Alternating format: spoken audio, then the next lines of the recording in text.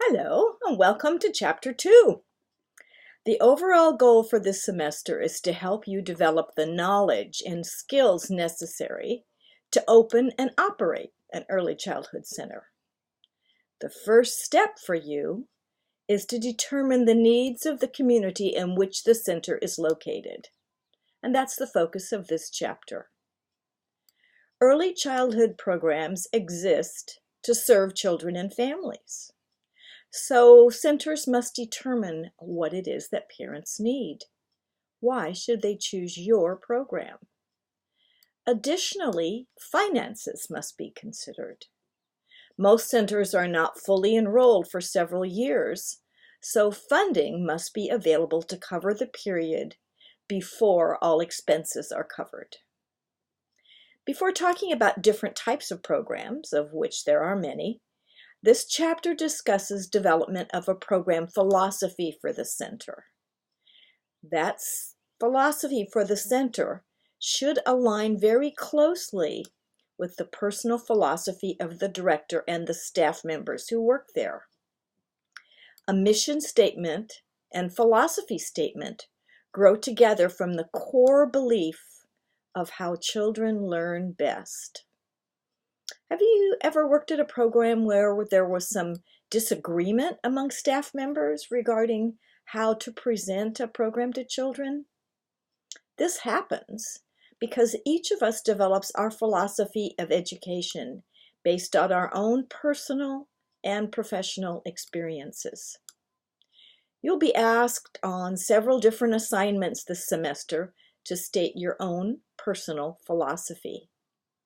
It's been my experience after many years in the field that your philosophy will be shaped over time by experiences as well as by your own personal and professional growth. Developing your philosophy begins by considering how children learn best. The textbook presents us with three major categories of learning, three different pedagogical approaches: environmental, maturational, and interactional. These three categories, again, environmental, maturational, and interactional, are significant because they strongly influence the curriculum, the type of activities that are presented to children, and even how time is spent by children in the classroom. If the philosophy depends heavily on environmental, then teachers will carefully arrange and structure the environment, but are more likely to schedule more classroom time based on adult planned activities. If the philosophy leans more towards maturational, children would likely be trusted to choose their own activities, which of course have been arranged and structured by the teacher and offered to children as they wish. This also includes how much time would be spent on selected activities. The third belief results in a balance between the two, with her teacher serving as provider, but carefully observing the children in order to scaffold and support the learning through the materials that are offered, questions and discussions, as well as constructive feedback. The differences between these three approaches may be subtle or may be more obvious in even a brief observation in a classroom. Think for a minute about the classrooms you have experienced. Where do you think each of those classrooms would fall on this spectrum of three approaches? What are your beliefs in relation to these three approaches? That's what you'll be asked to think about this semester.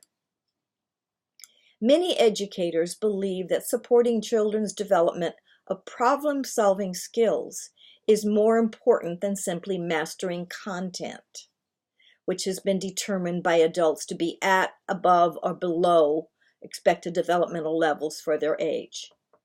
In other words, these teachers are interested in having children become problem solvers, learning how to take their knowledge and use it across a variety of situations. Programs whose philosophy is based on the belief that the process of learning is more important than the content emphasize the growth of autonomy in individual children, as well as collaboration and cooperation among children. This chapter spends a lot of time introducing the many different types of childhood programs in existence. Each has its own source of funding, its own business model, its own program philosophy, and corresponding curriculum. As you read, consider all of them from a personal standpoint. Where would you like to work? Where do you see yourself professionally 10 years from now? Decisions about the type of program to be developed will depend on assessed needs of the community, development of mission and value statements, the source of available funds, and the reason for starting the program. Before opening a center, much time, as well as financial support, must be expended so the program can deliver services to children and families. Thanks for watching this video. I hope you get something good out of the chapter.